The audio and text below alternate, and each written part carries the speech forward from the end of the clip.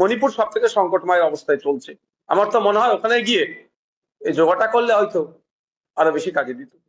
কারণ তৃণমূলের ভবিষ্যৎ অনেক আগে আমি বলেছিলাম, যেদিন ক্ষমতাচ্যুত হবে তার পরের দিনে পতাকা বাঁধার লোক পাওয়া যাবে না। মমতা ব্যানার্জির ছবিকে সামনে রেখে অভিষেক ব্যানার্জি তৃণমূল কংগ্রেসের জোড়া ফুলকে সামনে রেখে দাঁড়িয়েছিলেন, রিজাইন করুন, আবার সেখানে ভোটে দাঁড়ান, এসে এখানে। আর এই পরিবারতন্ত্র বা এটা আমরা আজকে দেখছি না, আমরা তো বারবার বলে আসছি। সেই সময় বা 4 মে 2026 তখন খুব মিষ্টি মিষ্টি লাগছিল, আর এখন আমরা দেখতে পাচ্ছি এখন এইগুলো শব্দগুলো বার হচ্ছে। আমি টু বি ফ্র্যাঙ্ক একটা কথা বলি সাধারণ মানুষের উদ্দেশ্যে, সব থেকে বড় কথা, ওই সমস্ত ভালো আর খারাপ তৃণমূলকে যারা ভোট দিয়ে জিতিয়েছেন, আপনারা কাকে জিতিয়েছেন একটু ভাবুন। কাদেরকে জিতিয়েছেন?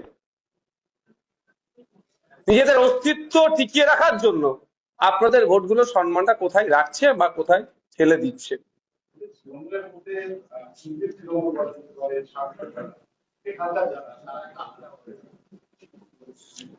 দেখুন, কে কোন গ্রুপে যাবে সেটা আমি ডিসাইড করে দিতে পারি না, এটা তাদের সম্পূর্ণ ব্যক্তিগত মতামতের উপর নির্ভর করছে। তবে আমি একটা কথা বলতে পারি, আমি ওই বেশি তাত্ত্বিক কথা আমি জানিও না বা বলিও না। হ্যাঁ, নীতি আদর্শের উপরে আমি অবিচল থাকি।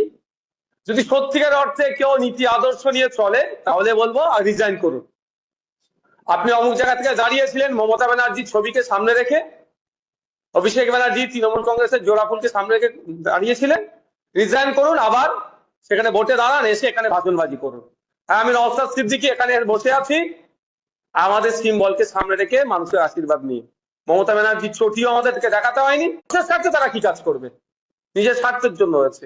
আমি এখানে তৃণমূলের হয়ে ওকালতি করতে আসছিনি, কারণ তৃণমূলের ভবিষ্যৎ অনেক আগে আমি বলেছিলাম, যেদিন ক্ষমতাচ্যুত হবে তার পরের দিনে পতাকা বাঁধার লোক পাওয়া যাবে না। আর আপনারা দেখুন, আমাকে একটা জায়গা দেখান, এই আজকে 1.5 মাস পার হতে যাচ্ছে, নতুন করে তৃণমূলের ঝান্ডা 1.5 মাসে কোথাও লাগাতে পেরেছে? 15 বছরের কথা কিছুক্ষণ আগেই বললেন যে 15 বছর গণতন্ত্র ছিল না, 15 বছর কিছুই হয়নি। বিতব্রত কি 15 বছর নিজে ঘুরিয়েছিলেন?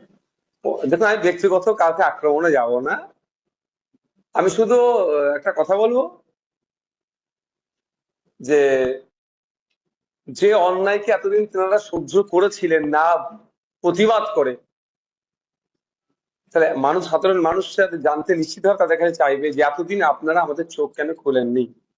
নিশ্চিতভাবে সেখান থেকে আপনারা সুযোগ সুবিধাগুলো পাচ্ছিলেন।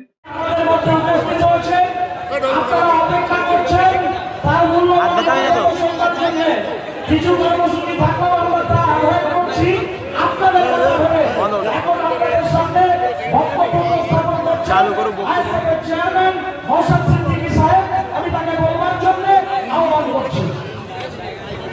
ভাই এখানে বসতে হবে, চলে যাচ্ছে, বসে কিছু বসতে হচ্ছে।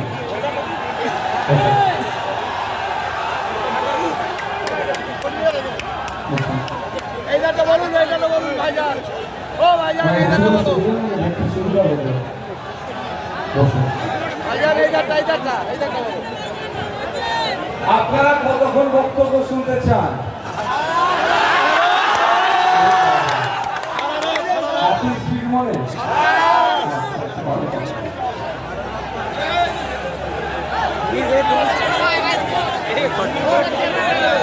আচ্ছা, আপনারা বলুন,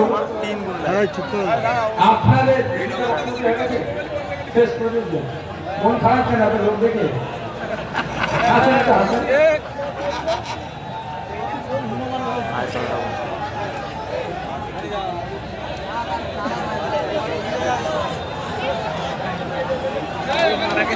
আমি আছে অনেকদিন ধরে চুপ করেছিলাম।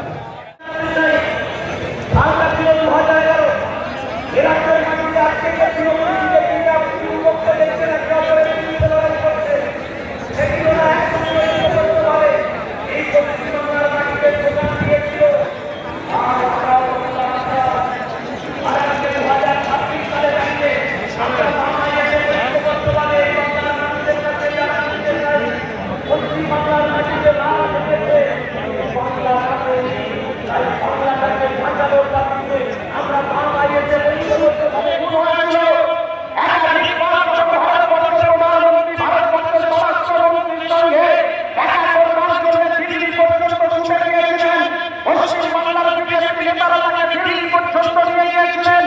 কিন্তু সেখানেও ভারতবর্ষের স্বরাষ্ট্র